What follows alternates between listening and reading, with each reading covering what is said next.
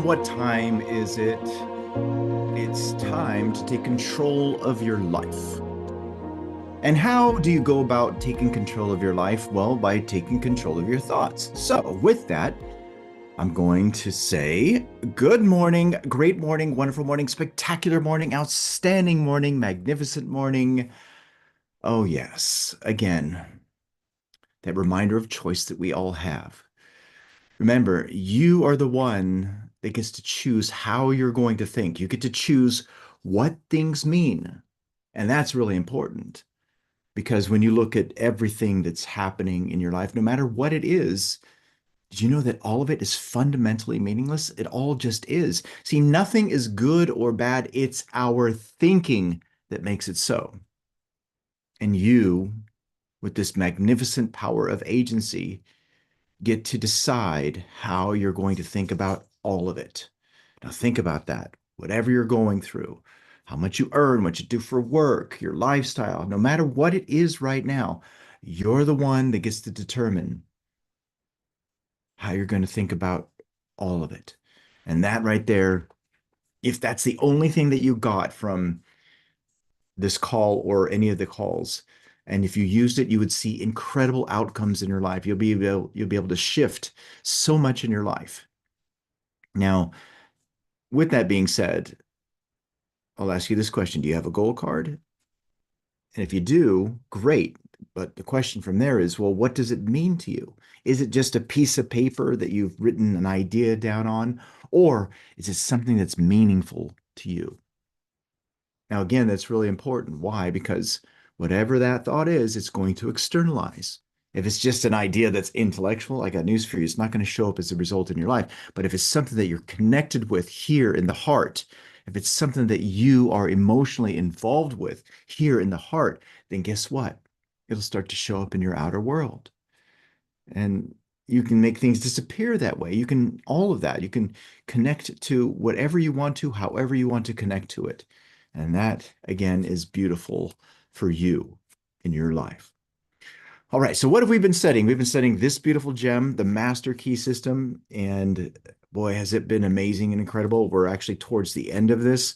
With that being said, as you've experienced through every one of these calls, no matter what we go through, it still has a lot of depth. Now, the big statement that I'm going to share with you about this information, about this knowledge, is that it's not going to help you with jack shit in your life unless you apply it, unless you use it in your life. So use this in your life as if your life depends on it. You know why? Because it freaking does. Now, before we go into it, our reminder for you is that we're going to be going into there's no such thing as self-sabotage. And I highly recommend that you get a copy of this as soon as possible because we will be going into it shortly. And it's going to help you to completely destroy, decimate, obliterate the idea of self-sabotage. There is no such thing as self-sabotage. It doesn't exist. Anyone who says that there is self-sabotage, anyone who says you need to stop self-sabotaging, stop listening to them because they have no idea about what they're talking about. They have no idea about who they truly are, and they don't understand that it's not really a thing. All right, so with that being said, let's go ahead and dive into where we are. Ready? One, two, three, boom. All right. Okay, so where are we? We're on page 427, and we're going to go over this again because of how important it is. And it ties into the question, what is truth? Know the truth, and the truth shall set you free. Well, truth, according to amazing Charles Haanel, is the imperative condition of all well-being. To be sure, to know the truth and to stand confidently on it is a satisfaction beyond which no other is comparable.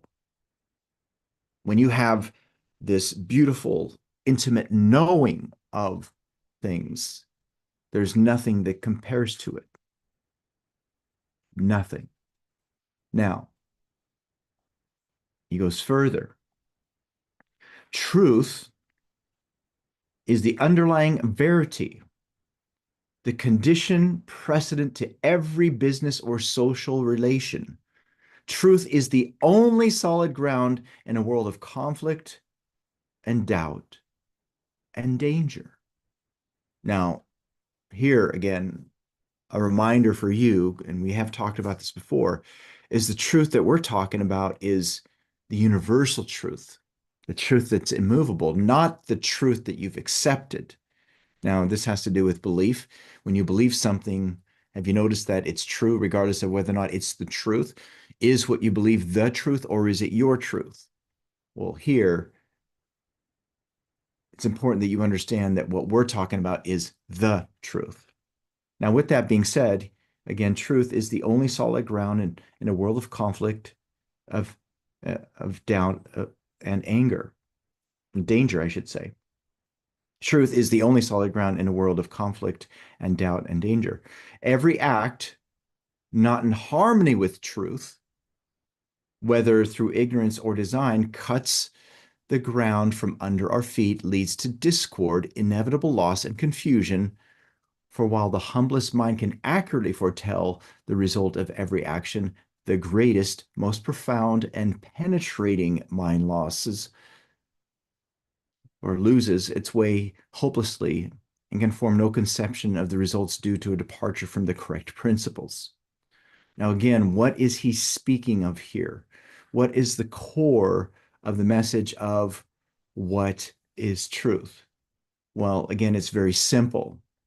If you think in terms of truth, truth is the foundation of beneath all stability. Okay, it's the bedrock. Everything else is sand. And this is why it's so important that you just don't passively listen to what other people say is truth, because most people don't understand what truth is. I'll give you an example of truth, universal truth, and that's cause and effect. Every effect has a cause. Causes lead to effect, like causes lead to like effects. Seed, plant, blossom, fruit. Sowing, reaping. See, that is a truth. And it's something that gets enforced regardless of whether or not you're knowledgeable or ignorant of it. See, most people, though, they don't work with the truth. They don't understand that there's a truth there, and they try to change the outside without dealing with the cause that's on the inside. And see, when you stand with that truth and you live your life according to that, you have a great solid foundation and you can deliver incredible change in your life and you won't fall. Now, think about this. And in terms of truth, also a reminder for you is that truth is not fragile. Truth is not fragile. It doesn't need defense. It simply is. Truth is there. It's solid. And that's what we share with you here. We share with you the truths of universal law, the truth of how powerful you truly are. We share with you the depth of what you can change in your life if you just live according to that truth, if you just live according to who you truly are. Now, again, just sit in that for just a moment. Sit into this power that you have, that if you stand on truth, that life will become predictable for you. Again, think about the predictability that I'm sharing with you. If you plant a seed of a specific kind, what will produce as fruit? Whatever is in harmony with that kind. Everything produces after its kind. If you want to attract wealth into your life, live according to truth. Consent to the idea of abundance, prosperity, not lack and limitation. Why? Because the cause, what's happening in you, is going to produce the effect that's in harmony with that cause. Things are not brought into existence by thinking of their opposites. You must think solely based from the principle. That's amazing. Now let's go further. How are germs created? Creation consists in the art of combining forces which have an affinity for each other in proper proportion. Thus, oxygen and hydrogen combined in the proper proportions produce what? Water, H2O. Oxygen and hydrogen are both invisible gases, but water is what? It's visible. Think about that one. Oxygen and hydrogen are both invisible gases. Water's visible. Germs, however, have life. They must therefore be the product of something which has life or intelligence. Spirit is the only creative principle in the universe, and thought is the only activity which spirit possesses. Underline that. Spirit is the only creative principle in the universe, and thought is the only activity which spirit possesses.